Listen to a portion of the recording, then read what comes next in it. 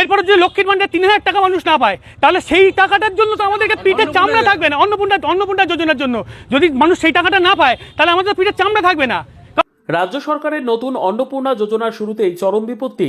SIR থেকে শুরু করে ভোট করানো সব বোঝাই এতদিন মুখ বুজে টেনেছেন বুথ স্তরের নির্বাচনী আধিকারিক বা বিএলওরা, কিন্তু এবার পিঠ ঠেকেছে দেওয়ালে। শুক্রবার বসিরহাটের বিডিও অফিসের সামনে বিএলওদের ক্ষোভ প্রশাসনের ঘুম উড়িয়ে দেওয়ার জন্য যথেষ্ট। জানা যায় বৃহস্পতিবার রাতের এক সরকারি মেসেজেই বিতর্কের সূত্রপাত, যেখানে সাফ বলা হয়েছে বাড়ি বাড়ি ঘুরে এই নতুন প্রকল্পের ফর্ম পূরণের তদারকি করতে হবে বিএলওদের। আর এখানেই উঠছে মোক্ষম প্রশ্ন, যে শিক্ষকেরা ক্লাসরুমে চকডাস্টার হাতে থাকার কথা, তারা কেন অন্নপূর্ণা যোজনার মতো সরকারি প্রকল্পের দায়িত্ব কাঁধে তুলে নেবেন? তাদের প্রশ্ন, স্কুলের পঠন পাঠন লাটে তুলে যদি তাদের নিয়ত সমীক্ষকের জুতো গলিয়ে মাঠে নামতে হয়, তবে ভবিষ্যৎ প্রজন্মের শিক্ষার কি হবে?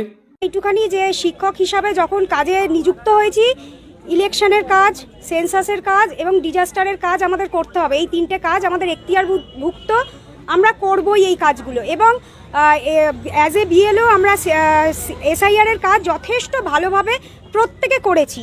হঠাৎ করে কালকে একটা হোয়াটসঅ্যাপ মেসেজ দিয়ে জানানো হচ্ছে যে আজকে 11টার সময় মিটিং আছে, অন্নপূর্ণা ভাণ্ডারের কাজগুলো আপনাদের করতে হবে।